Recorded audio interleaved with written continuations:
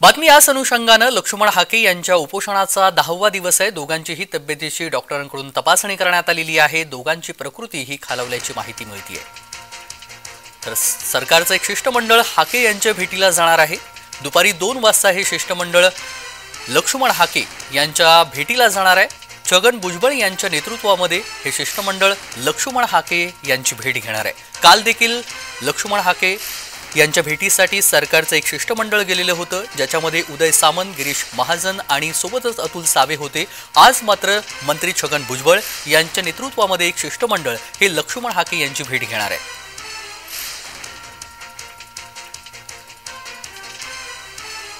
लक्ष्मण हाके यांच्या उपोषणाचा 10वा दिवस आहे आणि सरकारचे एक शिष्टमंडळ लक्ष्मण हाके यांच्या भेटीला जाणार आहे। शिष्टमंडळाचं नेतृत्व छगन भुजबळ यांच्याकडे आहे आणि तोडगा निघण्यासाठी हे सरकारचं शिष्टमंडळ आज लक्ष्मण हाके यांच्या भेटीला जाणार आहे।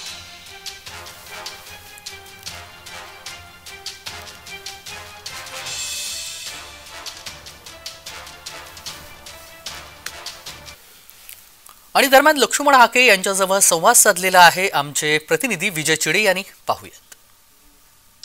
मागील 10 दिवसापासून जर बघितलं तर ओबीसी आरक्षण बचाव यासाठी लक्ष्मण हाके आणि नवनाथ वाघमारे जे आहेत ते या ठिकाणी उपोषण करत आहे। या ठिकाणी जर बघितलं सरकारचं शिष्टमंडळ देखील दाखल झालं होतं। सरकार शिष्टमंडळाने त्यांची भेट घेतली होती। आज देखील सरकारचं शिष्टमंडळ जे आहे ते येणार आहे। त्यांचे ओबीसीचे नेते छगन भुजबळ या शिष्टमंडळामध्ये असणार आहेत। लक्ष्मण हाके यांची चर्चा करणार आहे, नवनाथ वाघमारे यांची चर्चा करणार आहे। माझ्यासोबत लक्ष्मण हाके आहेत। सर, काय सांगाल, आज सरकार शिष्टमंडळ येणार आहे, तुमचे नेते त्या शिष्टमंडळामध्ये आहेत? हां, वाट बघतोय ना, आपण वाट बघतोय आणि काल शासनाबरोबर काय चर्चा झाली ती बघायला मिळेल दुपारी। काल तुमचे नेत्यांनी आणि शिष्टमंडळाने मुख्यमंत्र्यांशी बैठक झाली, त्या ठिकाणी सुद्धा चर्चा झाली होती।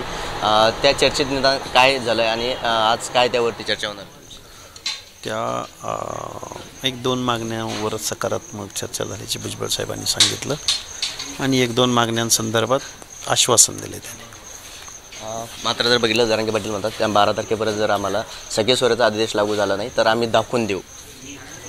काय दाखवून देऊ? आम्ही दाखवून देऊ असं काय दाखवून देणार आहे ते? अहो, हे कायद्याचं राज्य आहे, देश आहे, इथं संविधानात चालतं, इथं कायदा चालतो। दाखवून देऊ म्हणजे काय दाखवून देऊ? ते असल्या इलॉजिकल काय हे अतार्किक गोष्टींना मी जास्त महत्त्व देत नाही। कॅमेरा राहुल चव्हाणसह विजय चिडे, जय महाराष्ट्र। आणि यावर माजी मंत्री राजेश टोपे यांनी काय प्रतिक्रिया दिलेली आहे ती देखील पाहूयात।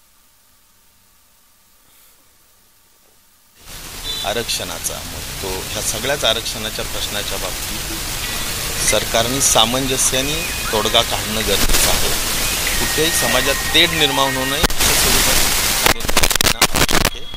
स्थानिक लोकप्रतिनिधी म्हणून मला या ठिकाणी असं वाटलं की येऊन भेट द्यावी, त्या दृष्टिकोनातून मी पण मुद्दाम आज स्थानिक लोकप्रतिनिधी माझ्याच मतदारसंघात चालू असल्यामुळे मुद्दाम त्या ठिकाणी मी भेट दिली। मागच्याही 5-6 दिवसात मी काही काल पंढरपूरला आणि पुण्याला आणि मुंबईलाही होतो, पण मला एवढंच वाटतं की सामंजस्याने हा प्रश्न सुटावा।